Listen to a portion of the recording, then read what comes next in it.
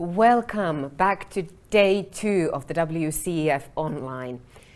Now, yesterday we looked at the possibilities that circular economy provides for sustainable recovery and how the new European Green Deal plays an important role in the transition to ACEA.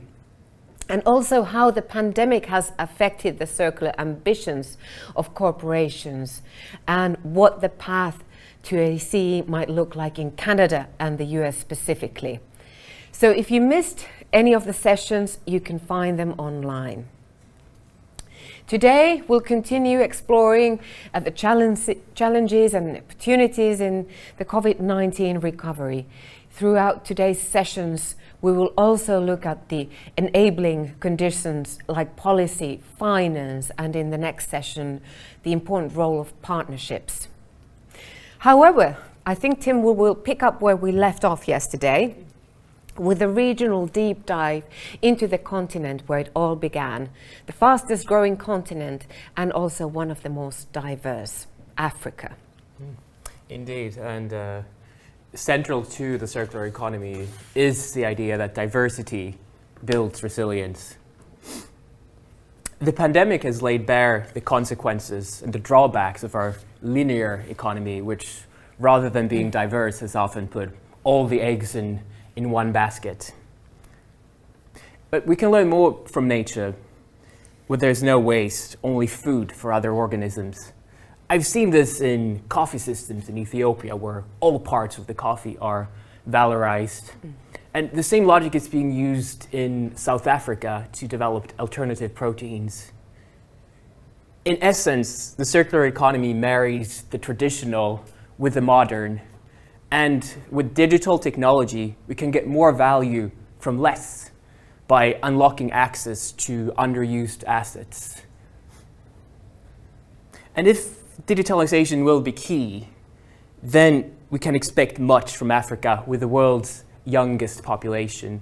And like our speaker from UNEP, Inger Andersen, mentioned yesterday, we shouldn't underestimate the potential of tech-savvy youth.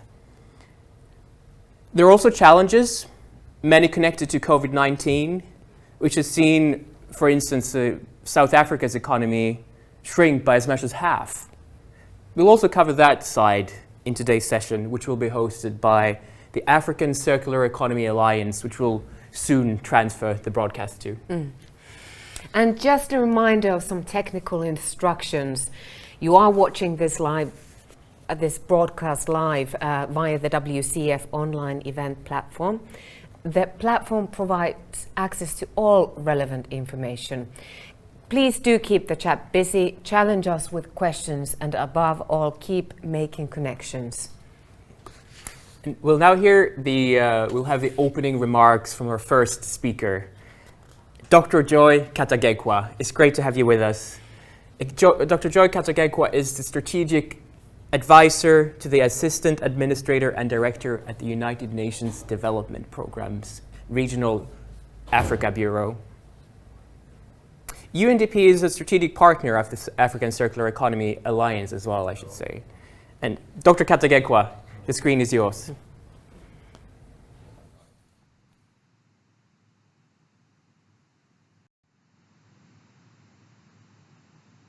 Thank you very much indeed. Thank you very much indeed. Good morning from New York, and it's a pleasure to be with you today to make a contribution. I'm very proud to be associated with this conversation because for me, it holds the promise of putting meat on the bones on the question of how we can promote sustainability in our production and consumption processes.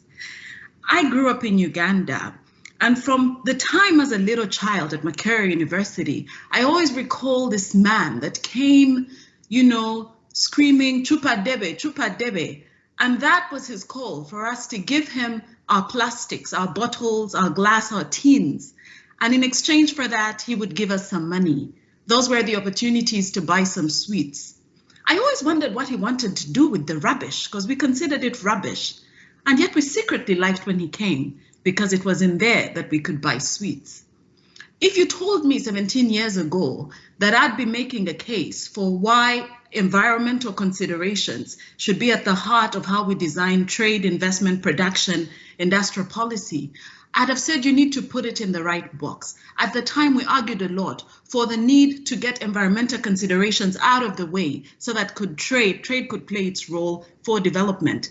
I think we've turned a circle on that, centering environmental considerations, centering sustainability, and ensuring that everything must work around meeting those objectives. And so it's a great place to be right now. And circularity sits very well in there, because as I said, it points to this question of solutions, including for Africa. So I would like to make 3 points today. And the points are really that, one, if we invest in circularity in the right way in Africa, we are developing, we are increasing, we're lifting the development performance of the continent. That's the first point. The second point I'd like to make is COVID leaves us no choice. Many will say it has set us back, but I think it's the opportunity for a strong reset, and I'd like to explain that. And then the third point really that I'd like to make today is that it makes business sense. It makes market sense, and it can be profitable as well, including many people and the informal sector. So coming back to the first point, the development lift, when we look at the numbers, they tell us $4.5 trillion as an opportunity in terms of investing more in circularity. What that means, $4.5 trillion. When you look at the 90 billion tons of material we used last year to meet our functional needs as the human race, only 8.6 was cycled back into the economy. And this was a downward trend from the 2018 numbers.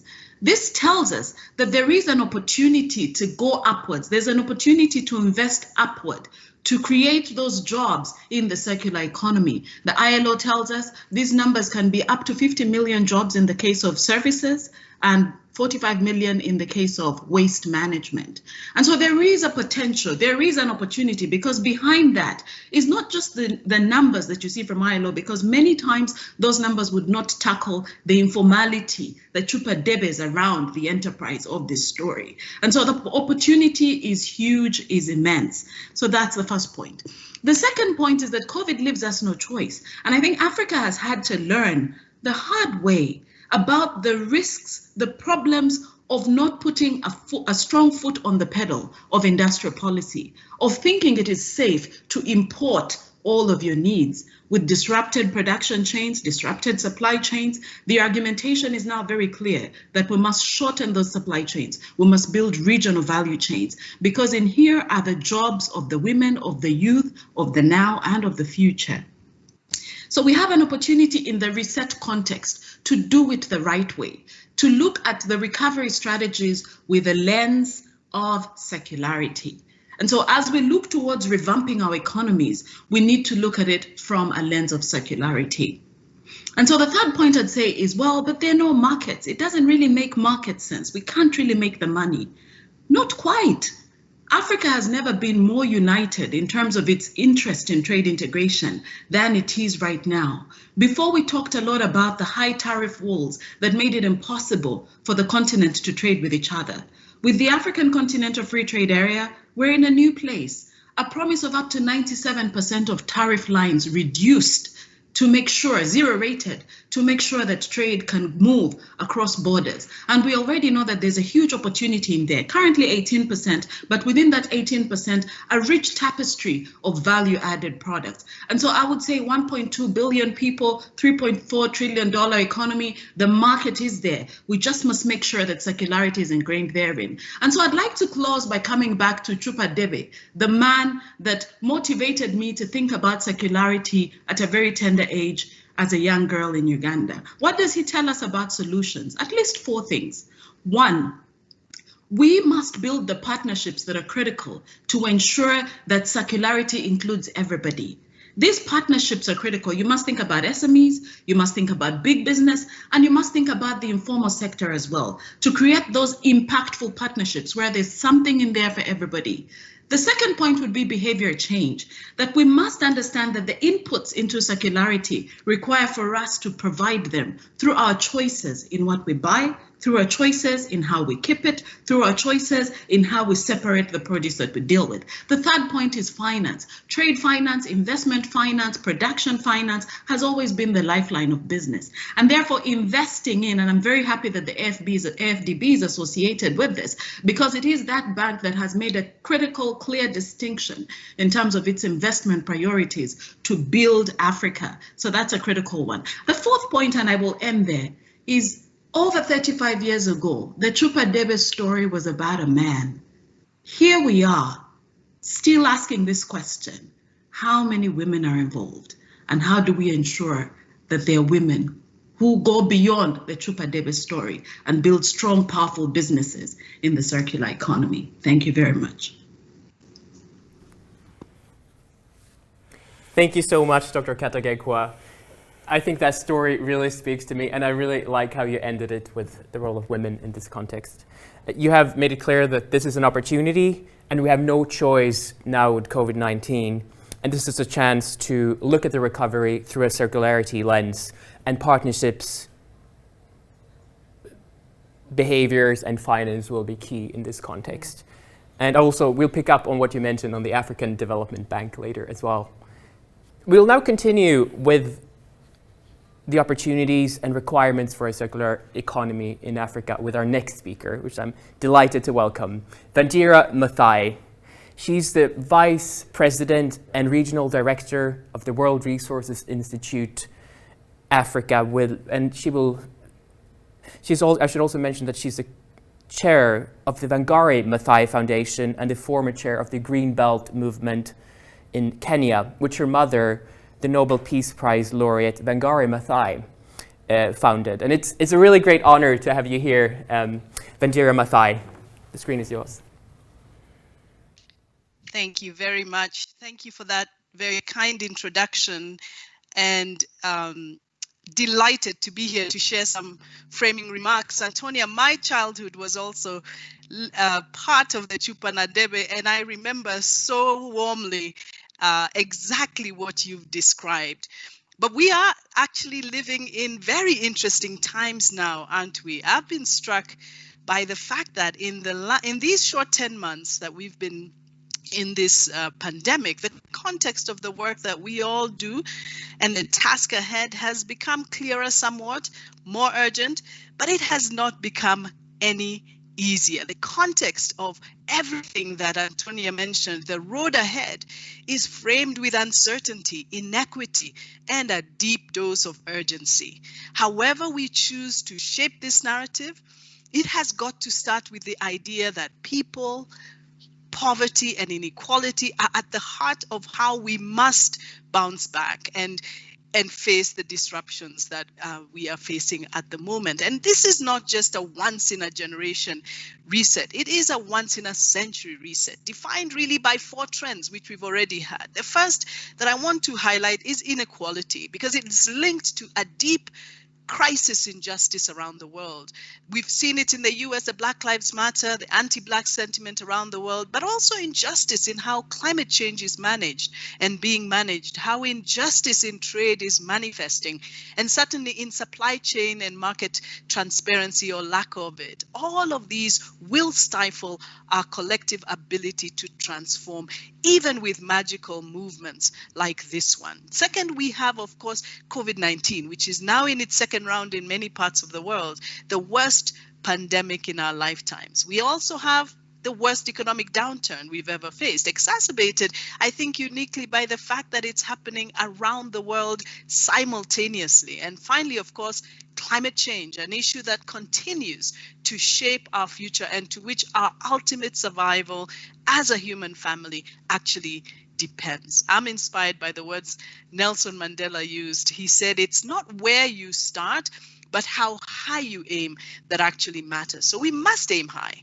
with the change we seek in the world, certainly tackling systemic transformations that are needed. I'm delighted that the ambition of the circular economy and circularity in these movements is exactly what is needed. We will shortly hear, of course, many solutions around what we can actually do, because we are focused on action. But given the limits, I want to focus on just one that was even introduced a little bit earlier. The call to action for Africa, certainly, and the rest of the world is simple.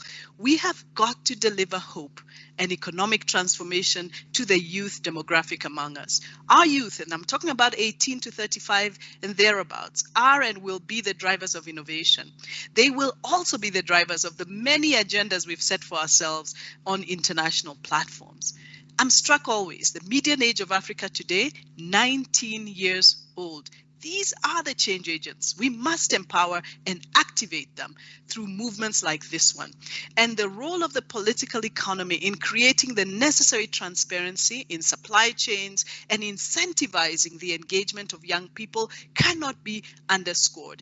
If we have this much political economy and political will, we will have this much transformation. Let's make that a critical piece of how we move forward. For that reason, and certainly for many others, I'm inspired by the potential of the circular economy, for why we at WRI are also proud to host PACE and support the partners around the Africa Circular Economy Alliance. The circular economy is a positive narrative and a way to reframe our relationship with nature. And by repositioning how we think about how we use resources, we must and we can empower people, communities to use their resources. And as we've heard, actually, to rediscover elements of our culture where we actually already did so. And so many times that culture has been suppressed. And so perhaps this is about restoring some of those elements of our culture that fostered circularity. And at a bilateral and multilateral levels, I believe we can leverage existing momentum as we look forward to a low carbon circular future. I also want to mention that I was inspired by the AMCEN Bureau and the fact that they're developing a green stimulus program for Africa to contribute to the overall post-COVID-19 recovery. Great that it is in line with the targets contained in Agenda 2063 and also Agenda 2030. Looking at the improvement of chemical and waste management and the circular economy, and how we anchor this truly and meaningfully will be the task ahead. In closing, I have been inspired by the fact that coded in our cultures and in cultures around the world is this concept of circularity. Antonia shared the example from East Africa, Chuba Nandebe. I want to share another concept, just because, you know, it is around the world. I learned around 15 years ago when I visited Japan with my mother. She triggered a national movement in that country around a concept that is embedded in circularity. And it's one coded in the cultural wisdom of the Japanese, a concept that some of you may have heard of, mottainai, an ancient Japanese concept that in those tiny 3 words means reuse, reduce, recycle. But it goes a little bit further. It's reduce, reuse, recycle with gratitude and respect. Today, the Mottainai campaign in Japan promotes this deep tradition within the children and the young people that they may have this 3R embedded in their lives and in everything they do, including how they eat and avoid waste, but they do so with gratitude and respect. May we discover the coded wisdom in our cultures that makes this part of a truly transformative revolution. Thank you so much for the opportunity to join you today. Well, thank you, Wanjira Maathai. Certainly inspirational what we heard already from our 2 previous speakers, and just to quote you and remind everyone else, certainly this is a once in a generation opportunity to reset, to correct the deep inequality and injustice of the world. That was quite something, and I'm looking forward to hearing more soon. But we want to get our viewers and audience going as well, and we have a short poll for you. And just as a reminder that you will find the poll and the votes opportunity to vote in the chat box. Just press the vote button after you've made your choice. And the first poll question is, what do you consider to be the key areas, themes that present the most opportunities to a circular economy in Africa. And let's see what happens if we... This is a test that everyone's awake and live online. Oh, there we go. And now we see things happening. Oh, it's a bit early to tell. It's a mixed bag so far. But water and sanitation, plastic and packaging, food and agriculture, yes. They're spreading out nicely, the votes. The key, I think, are food and agriculture, plastics, water, and as a service, yes. I believe. So, and keep the votes coming. Absolutely, because we will be collecting this data and sharing it back to you as well. So thank you for participating. And we'll, in fact, look more at the opportunities next, where we'll hear about what the circular economy means for the whole continent. And working together will indeed be key here. And I think Yuval Noah Harari has articulated quite neatly that large-scale cooperation depends on believing in common stories. And I think it's really fair to say that we had two brilliant storytellers as keynotes. Got me really excited, and it set the bar really high for the panel and our moderator, James Mwangi, which I'm delighted to introduce now, also an excellent storyteller. And I should say that James Mwangi is the host of the African Circular Economy Alliance and the executive director of the Dahlberg Group. James Mwangi, I believe you're with us from South Africa's largest city, and we look forward to hearing what you have in store for us today. Thank you, Tim. And good morning, everyone. I am actually in Nairobi. I am a former resident of Johannesburg, and I love that city. But now operating from Nairobi, and a bit in awe, going after two powerful voices from African women driving this agenda of the circular economy and putting us to the test. We have a task in front of us, which is to move beyond talk and move towards action in terms of creating the types of systemic economic changes that will allow us to really embrace the power of the circular economy. In this conversation today, the hope is to go from opportunity to action, and really the partnerships, highlighting those areas where people either speaking today or in the audience or listening in can plug in and engage. This is not a talk shop. And with that, we have an amazing set of voices around the table, from the private sector, public sector, the finance community, and really at the analytical and an academic perspective on what's going on. So without further ado, we will dig right into the conversation and hopefully identify those spaces where we move from talk to action. And I'll start with Dr. Patrick Masije, who is the Regional Coordinator for Resource Efficiency at the UN Environmental Program. And Patrick, Wanjira made a very clear tie to the climate crisis, the climate emergency that we're all facing. From the perspective of UNEP, as within the UN system, a custodian of the climate, it would be great for you to speak a little bit to how circular economy fits into the response to and the future of Africa in the midst of this climate crisis. Tell us why, at a big picture level, this matters so much.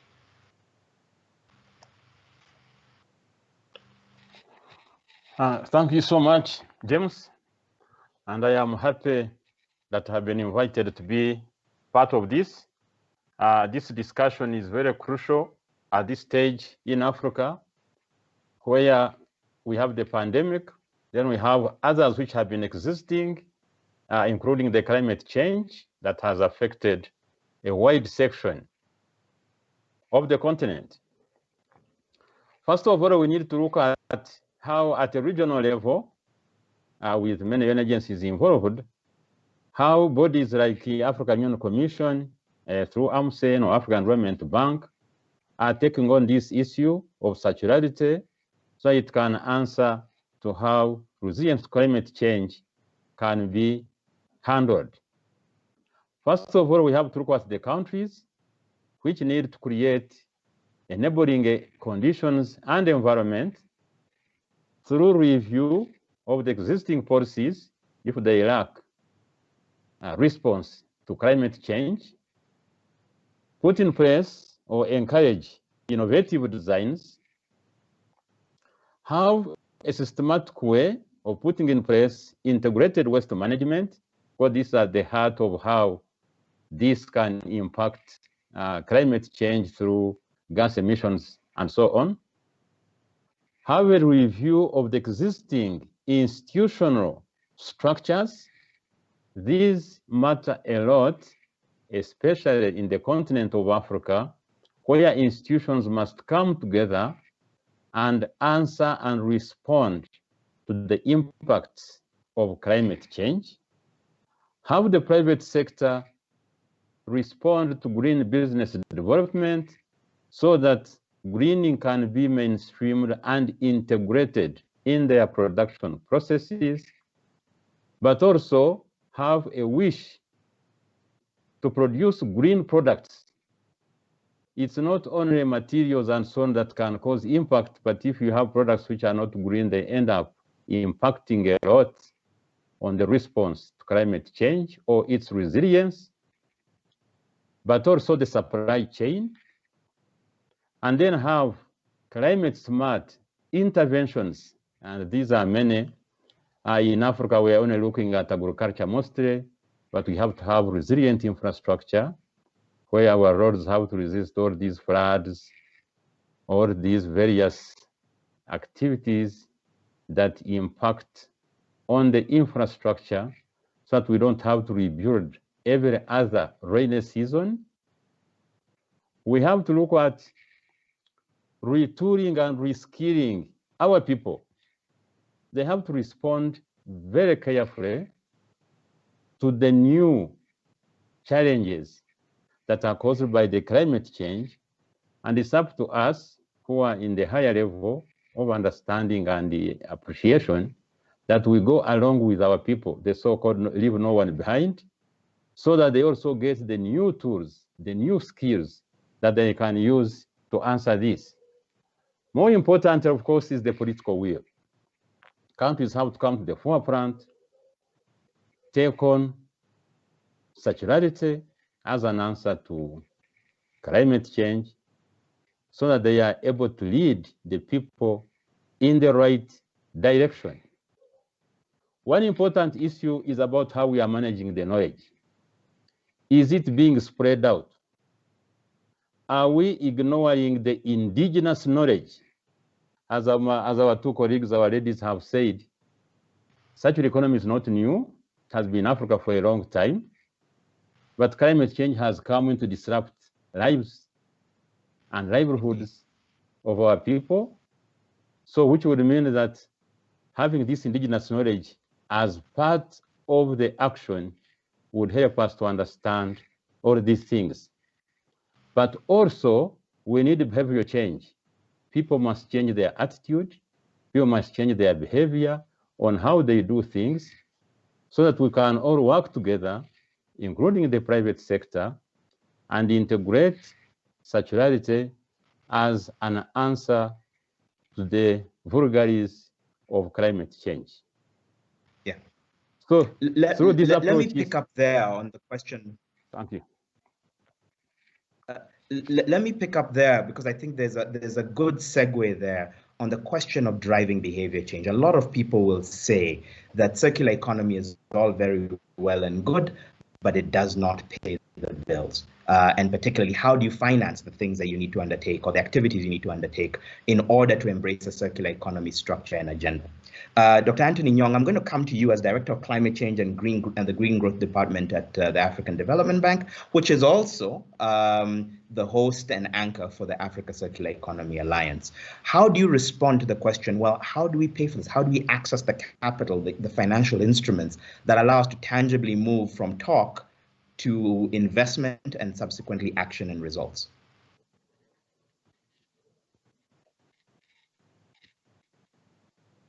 You are on mute, I believe.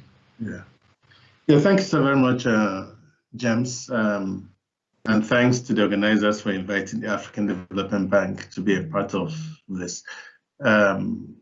Yeah, that's a very good question, because most things boil down to finance. But I can tell you that finance is not the ultimate. I'm going to talk about finance, but finance does not work in a vacuum. If you took money and threw at somebody, it won't get results, and so on. So the first thing we need to understand is that, one, there are policy constraints to enabling people to do certain things. If you walked into a country that does not have any policy, no strategy on the circular economy, you're going to struggle, because you won't really have the support, the sovereign, the national support that would have. Secondly, the private sector has a role to play. We're going to listen to that today. And private sector determines where it goes to. It won't just go anywhere. Private capital is very timid. It doesn't just jump at you. It crawls out quietly when certain conditions are met. So this is very important for us to note. And even in the financial constraints where they exist, it's not equal. We've heard of women, they're largely sidelined. When you look at businesses in Africa, the micro scale have almost a split between men and women. But by the time you start going to medium scale, and large scale, the gap widens a lot, because the women don't really have the same capacity to access these funds. Capacity, not that they can borrow, but the way they are looked at and the way their businesses are viewed. So when you think about that, I think finance then comes in gently. For us at the African Development Bank, we recognize, like some colleagues have said, let us get into action. We invest about $10 to $11 billion every year, largely to governments. And we are insisting that government must mainstream certain things into their projects. Climate change, 100% mainstream. Circular economy, yes, we're working on it. Green growth, 100% mainstream. That way, when any money goes to any country, we know that it's not going to really be funding things that will not be supporting the growth of that country. Then we have the private sector facility from there that also works and strengthens private sector. We have the MSC funds, SMSC funds, that also support small scale enterprise because their issues are different. But let me just pick two funds that I want to talk about. One is called the AFAWA, Affirmative Finance Action for Women in Africa. We have insisted that this should happen because we have seen how the women are not treated like the men. So this is an affirmative action. You don't benefit from that money if you're not a woman. It's $300 million supporting women-owned businesses. That's all it does. And those women-owned businesses, if you check, almost every of them have to do with either production, agriculture, circular economy, something is there. And then we've also realized, like others have said, like Patrick mentioned, climate change is important. Our emissions is not from industrial processes. Africa's emission is not from energy, it's from land use practices. It's from agriculture, it's from deforestation. And when you look at those who work this land, they're largely women. But when it comes to solutions, they are excluded. And we think you cannot successfully address that issue of dealing with emissions when the people that deal with the land are not included. So we have, as part of that AFAWA, we've just initiated a project in Ghana, 20 million, on women in agriculture, basically to address issues of climate change. Then the youth are very important. Many of them don't have the collaterals. You walk into a bank, they tell you don't have collateral, you don't have bring your grandmother's certificate, bring your grandfather's primary one certificate to prove all manner of obstacles which the youth don't have. So we've provided a risk guarantee resource for them in one of our initiatives in the Youth Entrepreneurship and Innovation Fund. Provide money to the banks.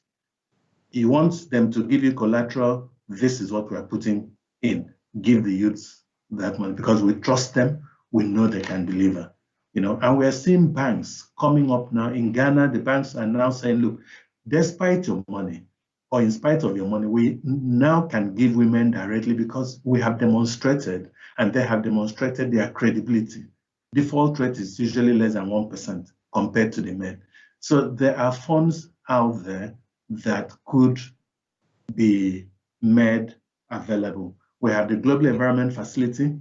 We're working with UNEP and UNDP to develop about $100 million thing. It's almost going through on persistent organic pollutants.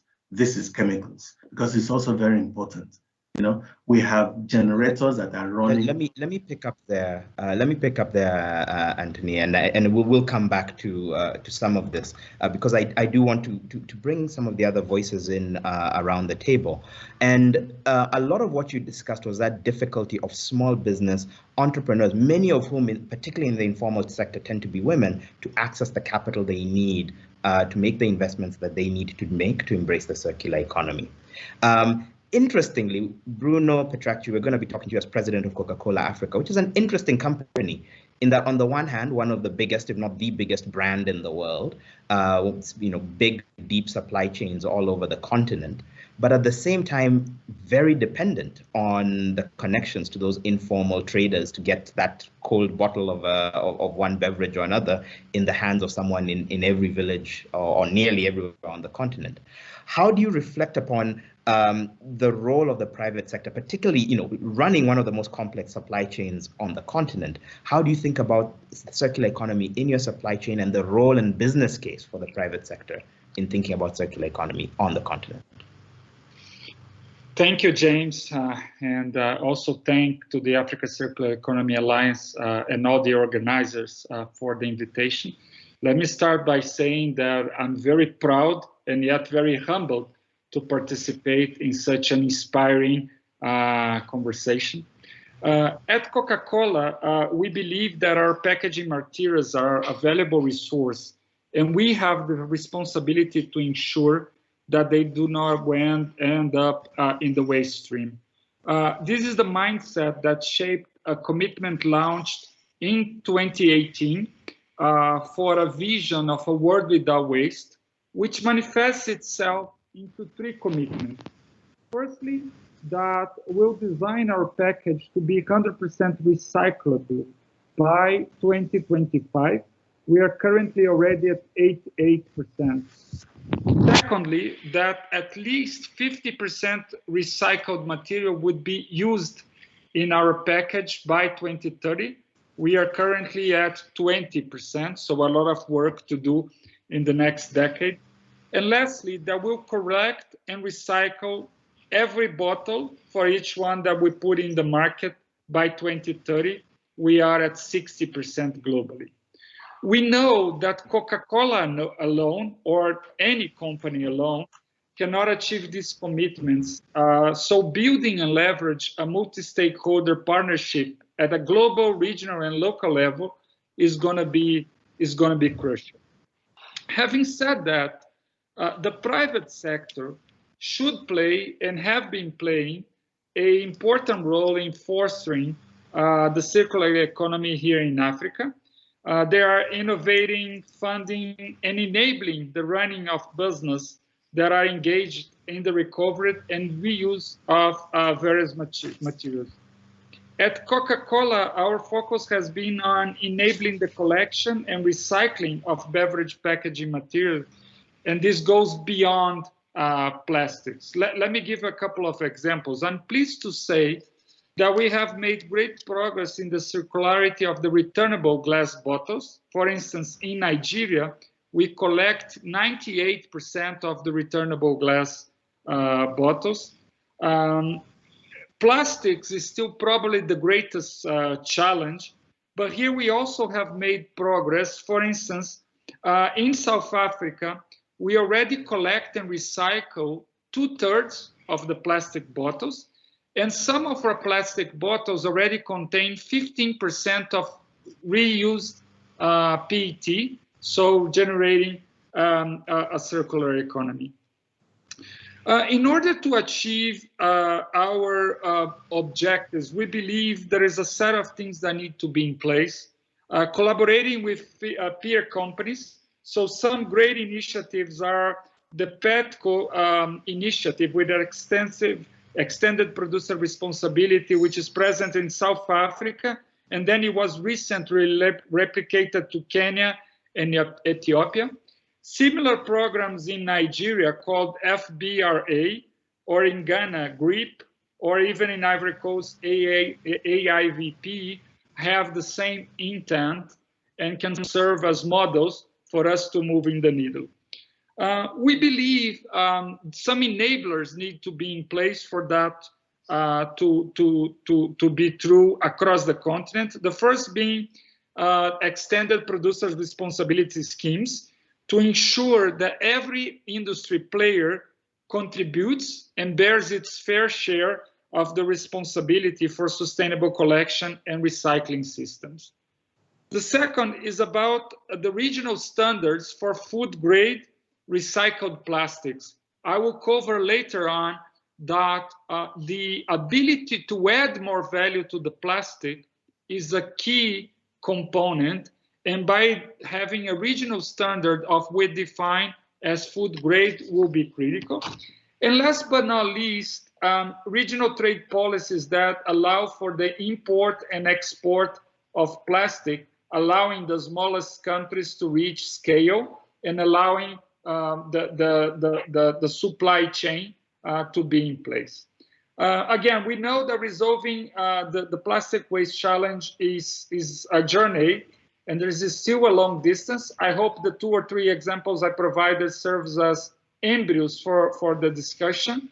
We're certainly committed to the long run and working with all partners to make it happen. Thank you. Thank you, Bruno. You touched on the importance of technological innovation as one of the levers that we have at our disposal in this journey, rethinking the fundamental design of the products that we use and in order to reduce, reuse, and recycle.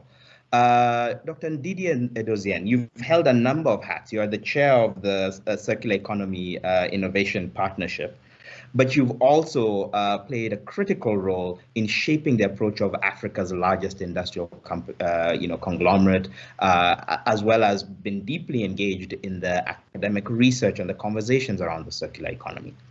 There is this narrative that says in Africa, we talked about it, there is the Shuva Nandeve person on the one level, and it's all about waste.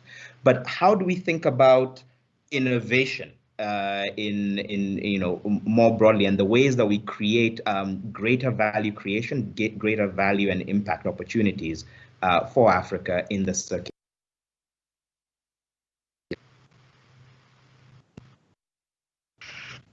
Thank you very much, James. It's great to come and follow through on such great speeches before. I've always said sustainability and circular economy are actually a design challenge. So in other words, it's not enough to fix it after it's been set up. We actually have to think about it differently. And obviously, I think that one of the things that's come through very strongly today is that businesses and investment sit at the very center of it. And when we think about circularity, we actually have to think in terms of building a business case, putting the economics and the finance on the table in tandem with environmental, social, and economic factors. And we must build models that can scale, because once they can scale, they can attract more capital, and they also have to be diverse. So we've talked about youth and women in particular. We've talked about the fact that there are different tiers actually of business. So larger players, I'll speak to a project with the Growing Businesses Foundation, where working with a very large fast-moving consumer goods company, we work with 4,000 women entrepreneurs to take their goods to the bottom of the pyramid. Now, what's really fascinating right now is having that same dialogue with the entrepreneurs at the bottom of the pyramid, largely women, young people who tend to engage in tech and investment and innovation, and the large fast-moving consumer goods company who has an incentive to collect back their waste. And the fascinating conversation we're having is, how do we make this scale? And how do we make it stick? Now that raises three key things that I wanted to speak to today. One of them is the importance of culture. So when I say sustainability and circularity is a design challenge, from an African perspective, what I always remind myself and our stakeholders is that nature is an intuitive part of being African. So if I think about young people and birth, in my culture, when a child was born, the umbilical cord of that child was buried next to the most fertile tree. So you can imagine the connection between that tree and that child and that family. And I thought this, it came to mind when I was listening to Wanjira, whose mother started a revolution essentially simply by planting trees. So everything starts with a single step. The second is the question of impact. So we must begin to collect the data and measure the impact that we're having. So circularity in tandem with a move towards improved sustainability reporting and integrated reporting, where companies are measuring their impact, partly in terms of profit, but also in terms of measuring positive and negative externalities. How are we impacting society environmentally, socially, and economically? Again, from an African perspective, from the stories we've just heard, when you improve the environment, you improve people's livelihoods. Their societal status of women and youth is improved, because you realize that you must actually invest in these actors, because that is where innovation actually happens. And lastly is essentially just the question of innovation and technology, which is where the youth, because if we're able to really engage women at the bottom of the pyramid, young people and their technological inclinations, especially with the young demography that in Africa, and finally link that back up to the largest companies and the supply chains of those companies, so that we're really talking about scale that one can invest in, then really circular economy becomes mainstream. It doesn't become something that we hold, you know, as a nice to have, and that way we're really beginning to build a new world, a new earth that we want to live in. Thank you, Ndidi. You concluded on a powerful point around the systemic aspects of this challenge, right? There are multiple building blocks towards achieving a circular economy, and it's a complex and large system that we need to shift. And it strikes me that all of us around the world are getting a real lesson in systems thinking right now from the disruption that the COVID-19 pandemic has exercised. One microbe has literally brought so many interdependent systems to a grinding halt and created so many other secondary and tertiary crises. So my question to you, and maybe as a follow-up, is on the one hand, we are all now used to having the discussions about how much damage this pandemic has done on so many levels. Can you reflect a bit on to what degree does it create opportunities or a space as we think about the recovery and the rebuilding from this shock? What might this pandemic have taught us, or what kind of space might it have created for us going forward?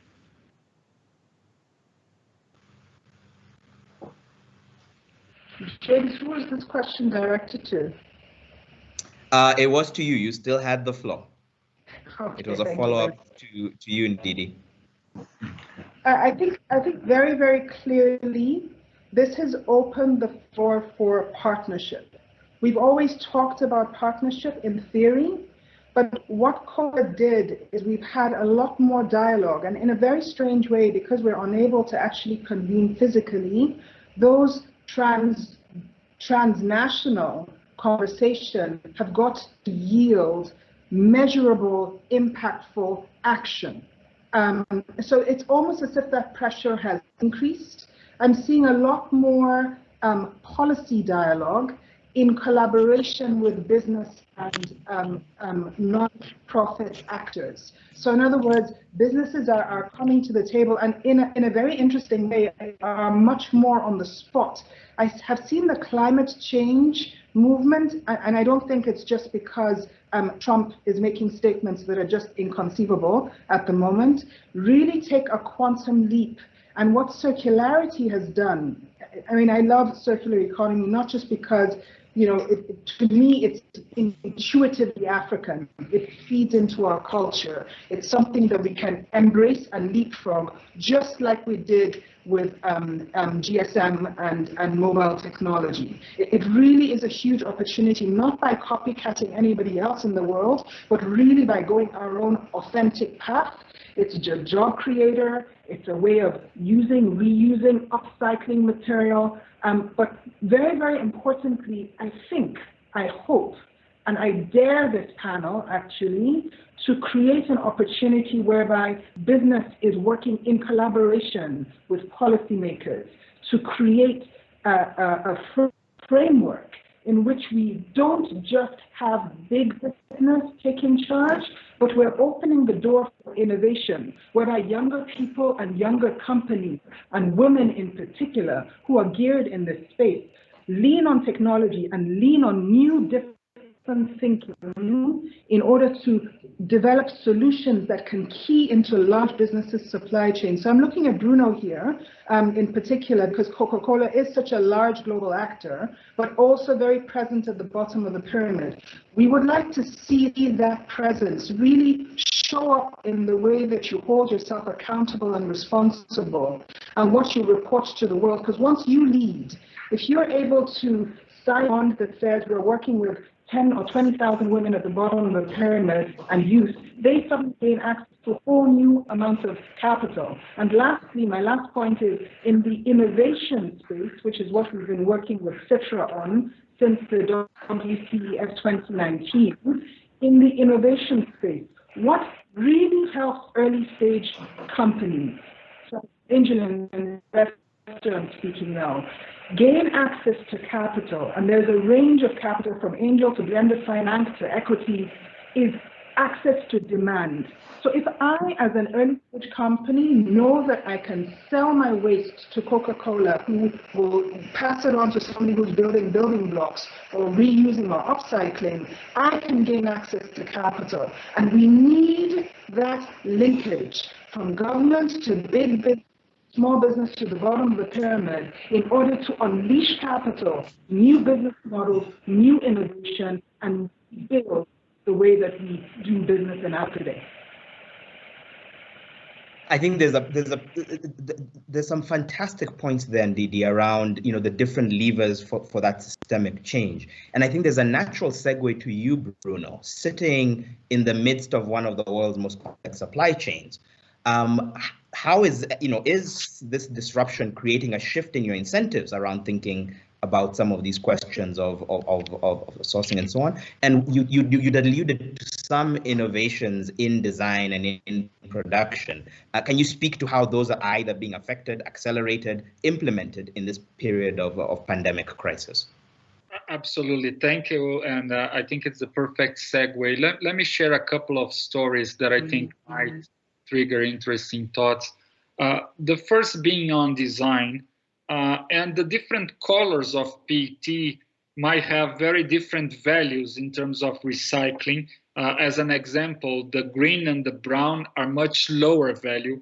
And one of the actions that we took recently is to move a Sprite away from the green bottle into a transparent bottle, because these ensure that the collectors will get their value.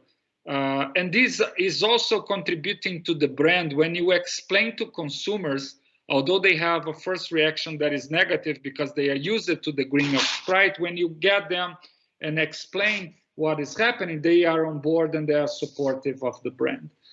Second story is around, once you collect and are about to reuse the PET, and I'll oversimplify the story, you have two paths, one around textile and the second around food or beverages.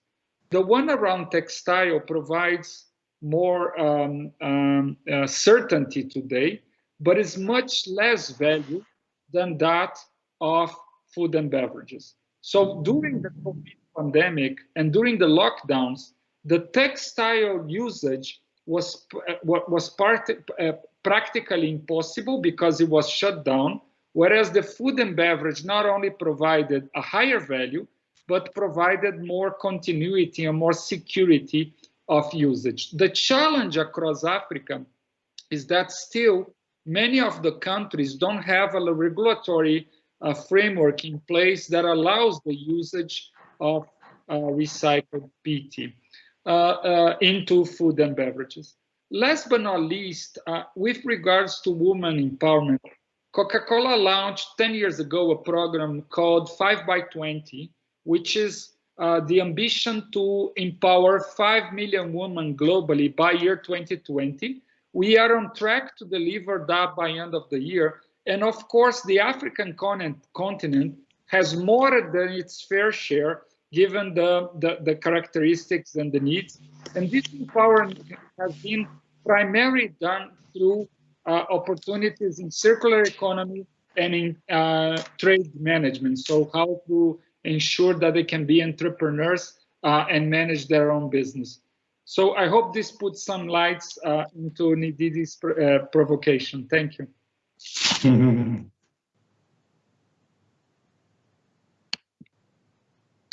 Great.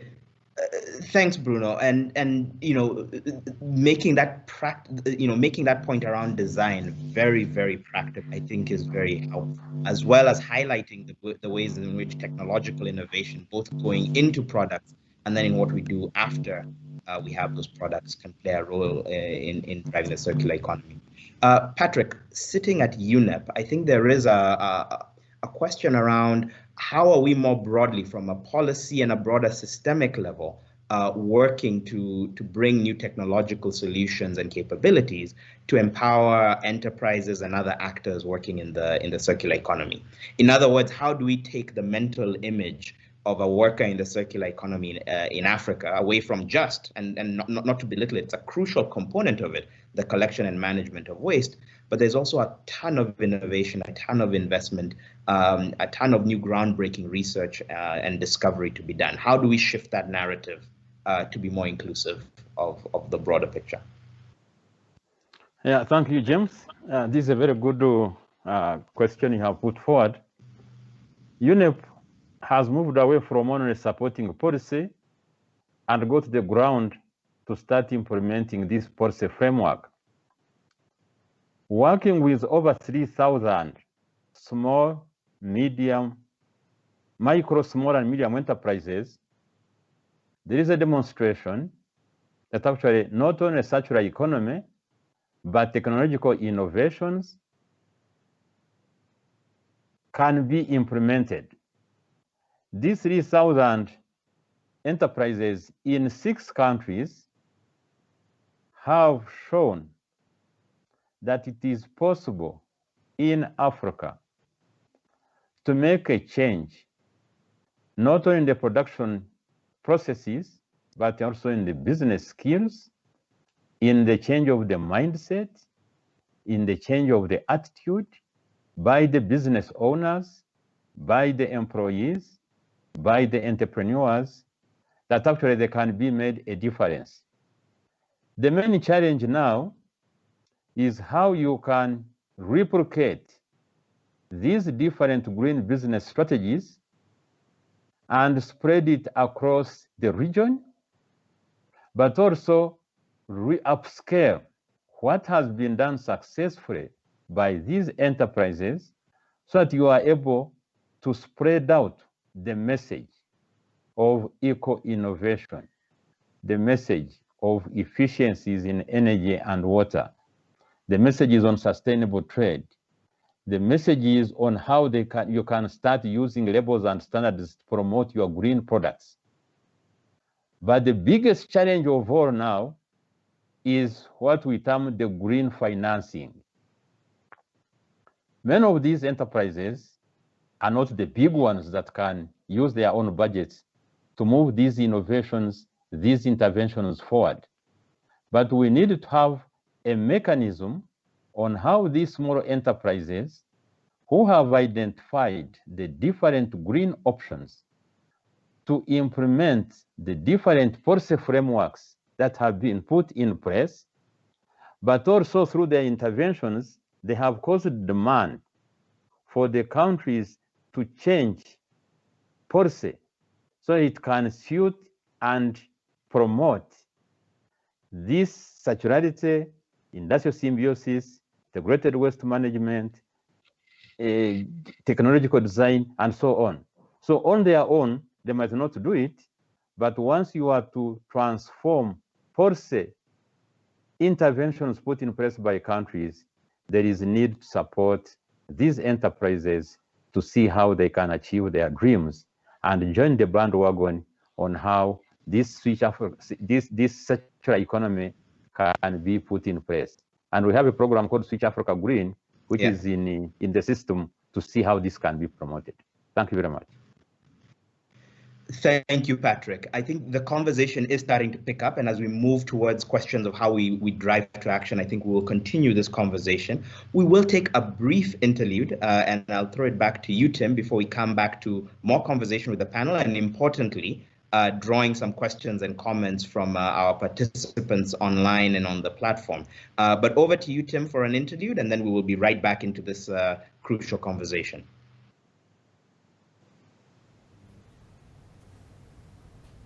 Thank you, James. That was a really intriguing set of conversations, and I look forward to what's coming next. But what's happening now, Vera? Yeah, well, now we are going to look more closely at one of many circular solutions that are scaling all over the world. Citra has identified a list of 39 solutions that we just published, and you can find them on our website. Now, we will hear from Kenya, from Safi Organics, which you can find on also on our website. And Safi Organics enables sustainable agriculture through recyclable, locally produced fertilizers.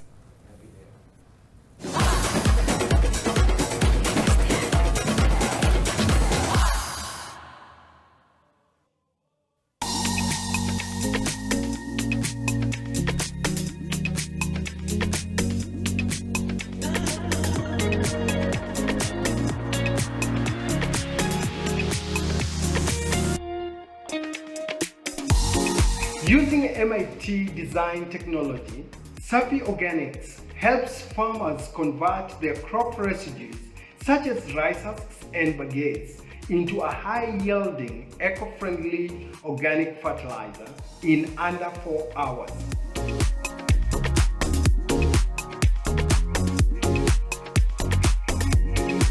Fertilizer supply is prone to disruptions, such as COVID-19. As Safi Organics, we are rewriting this story by making it possible for the bulk of fertilizers to be produced in local villages at an affordable price.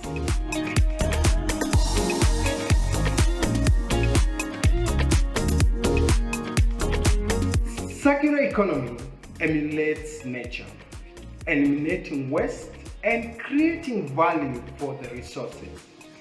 This opens up new avenues for businesses. As a continent, we need to use our resources diligently to enable a continued growth of our economy.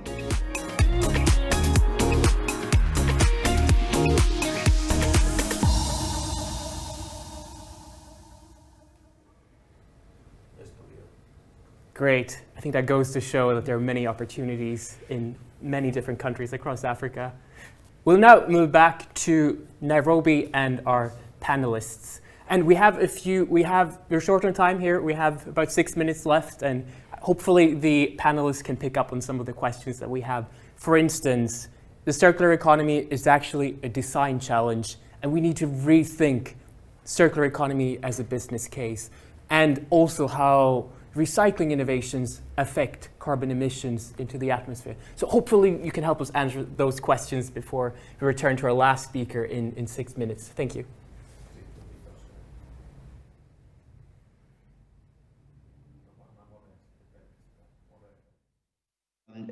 I think it's important to keep in mind that this tight 30, 40-minute conversation is not going to cover everything about the circular economy in Africa or solve all of the questions or address all of the debates. There's a lot going on outside of the confines of this conversation that we need to take cognizance of and also build upon. Two things that I did want to note. There's a lot of high-level policy engagement as signified by some of the messages of support from, for example, the South African Ministry of the Environment, Barbara Creesy's office, and a statement that they shared on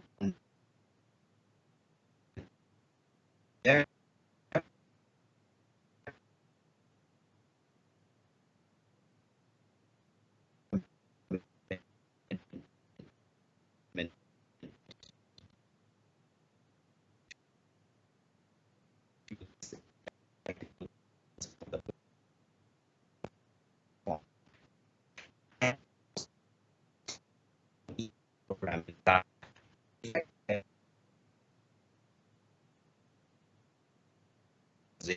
is not the only part of the conversation.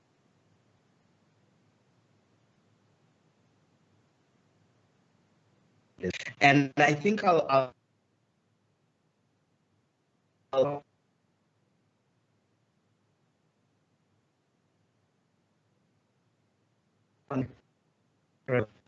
complex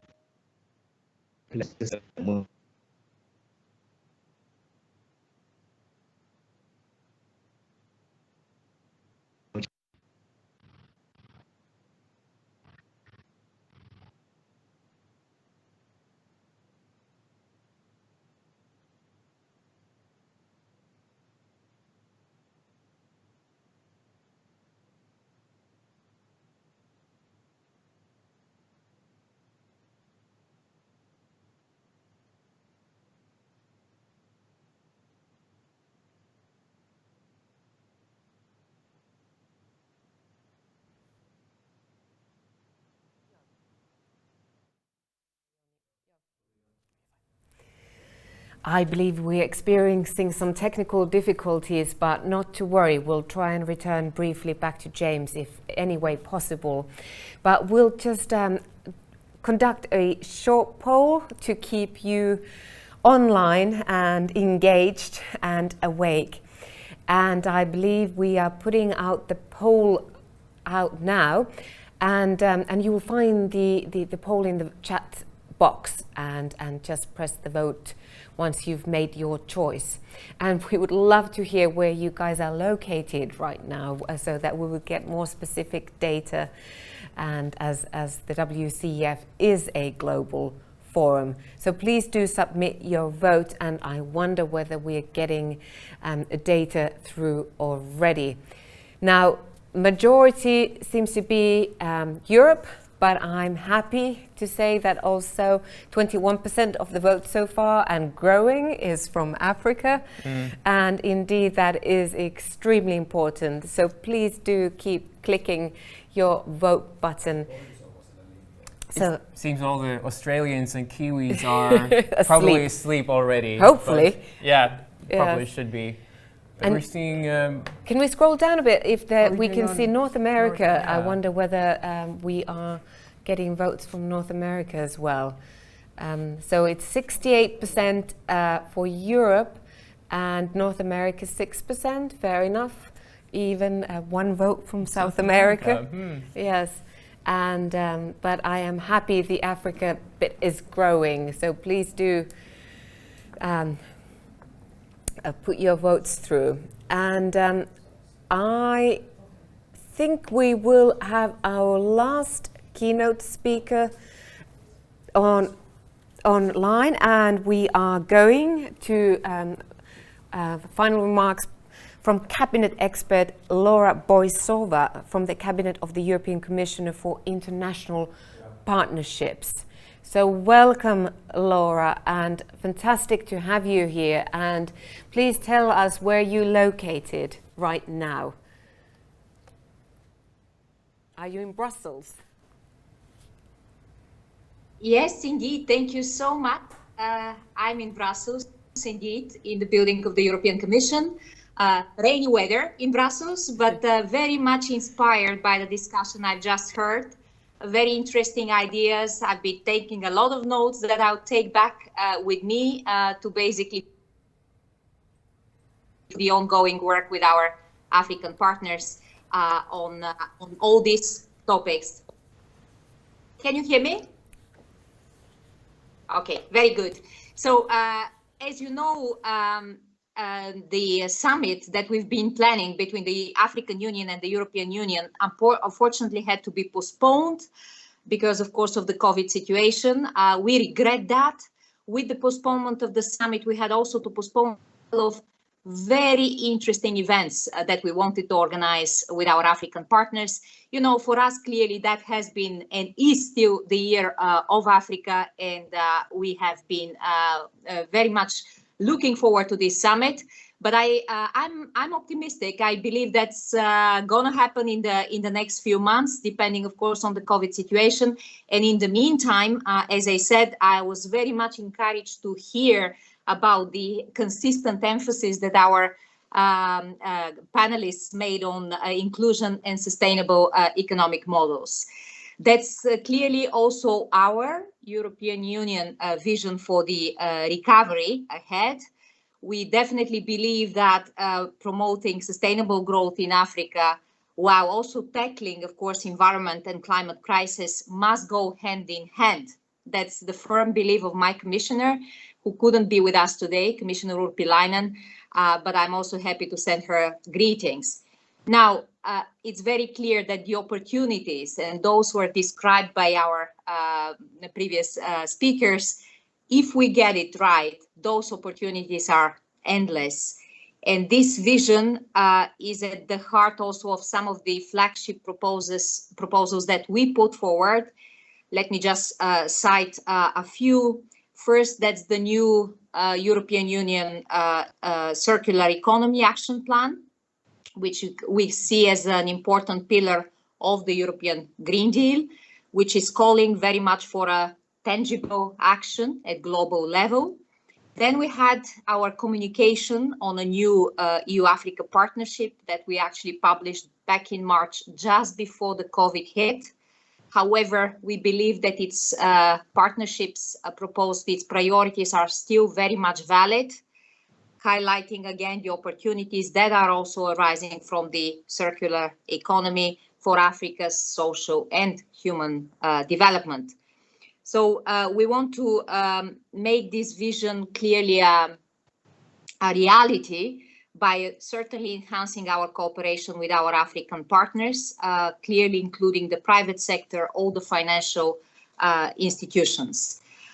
In this regard, we very much welcome the many references to the partnerships, such as also the African Circular Economy Alliance, of course.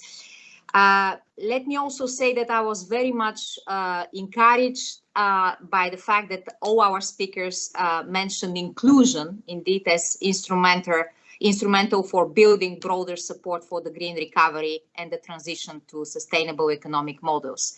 Inclusion, of course, also referring to youth and women. That's again something we genuinely believe in here, and we try to definitely include this in all our initiatives.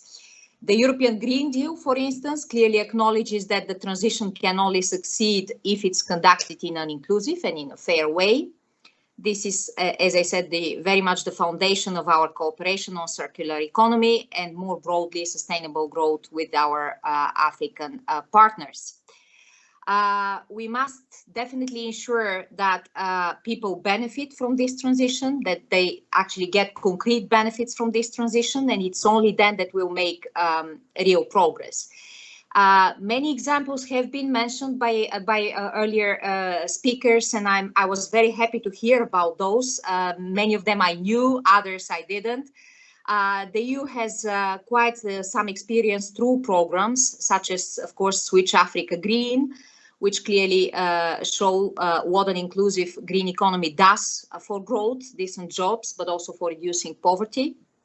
For example, it is estimated that for every $1 million US investing in building energy efficiency retrofits, up to 14 direct jobs and up to 4 indirect jobs would be created. And that's an example also very dear to the heart of my commissioner.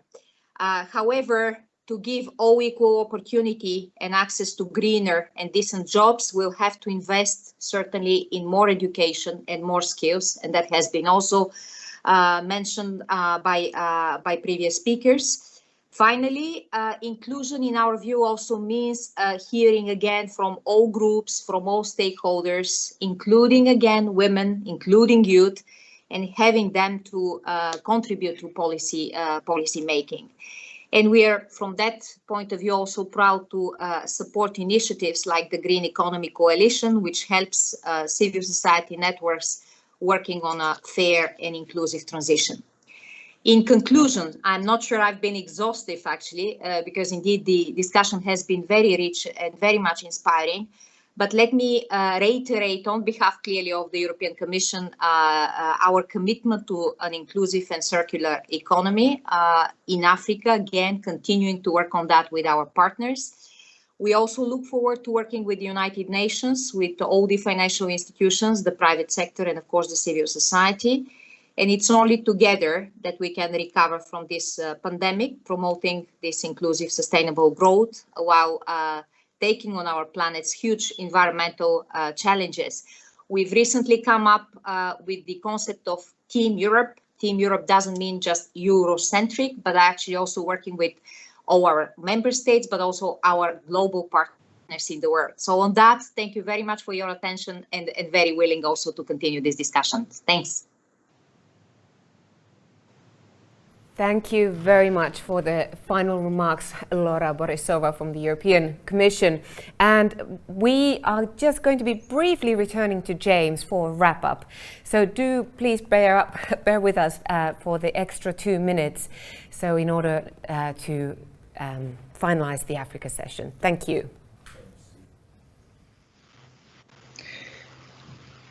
Thank you all in the studio, and apologies for the technical problems earlier. I think it's difficult to put a neat bow on a big conversation, but I think a few things I will call attention to. From our keynotes and from our panelists, we've heard about the fact that we are in the jaws of 4 major mega trends that demand action: a real reckoning with systems of inequality around the world, the pandemic and its effects, the realities of the resulting economic crisis, and the underlying and continuing and compounding mega climate crisis that is upon us. At the same time, that is a burning platform, but there's also a huge opportunity: $4.5 trillion worth of economic opportunity, 90 million jobs to be created in the circular economy, conservatively estimated. This is not something that is new culturally to Africa. Behaviorally and culturally, the circular economy is in us. However, we need to invest to scale up opportunities. We need to shift corporate behavior to embrace this approach to thinking about a planet with bounded resources and how we prosper within it. And we need to innovate. It is a matter for policy, and there are concrete actions out there being taken. So, for example, you think about the Ghanaian government's e-waste policy recently adopted and the systems that they're putting in place for that. And we need, finally, to really commit to a collective action around it. Now, as I said at the beginning of the conversation, it is very easy to hear this and say, well, okay, at least in Africa, they've also heard about this thing and check the box. But I do think that we find ourselves at a unique moment where, because of the pressures of the crisis we are in, as well as the opportunity ahead of us, there is a real opportunity to build new platforms and build new mechanisms to drive effective change. The Africa Circular Economy Alliance is one such platform hosted by the Africa Development Bank, and hopefully can play a role in tying some of these efforts and some of these mechanisms and activities together. But at the end of the day, none of this goes anywhere unless we commit, follow through, assess, and learn, and keep on improving in our approach towards making for a truly circular economy for the continent and the planet as a whole. Thank you all for your time and attention, and looking forward to treating this as the beginning of a conversation, and more importantly, the beginning of a series of actions rather than the end. All the best. Thank you so much, James. I think one of the key words here has really been that of partnerships. And you said it, Laura Borisova said it, that we need all groups, all stakeholder. Vanjira Mathai made a connection to Japan with Motanai, excuse my pronunciation. So that's between all the way to Japan. And also, that's the story of the World Circular Economy Forum, which was in Yokohama in 2018. That's right. Yes, so it's really that finding it's partnerships and finding what works in a local context. And I think this also ties into another partnership that we should mention here, because Dr. Kategekwa mentioned in her keynote the African Development Bank. And I'm happy to announce that Sitra and the Finnish Ministry for Foreign Affairs have recently started working with the African Development Bank. So we're really keen to see how the societal transition pilots that have already been organized in Finland will be adapted and scaled in Africa. And speaking of partnerships, that is exactly the theme for our next session that is organized by the Platform for Accelerating the Circular Economy. So do join us in exactly 1 hour and 40 minutes. Thank you.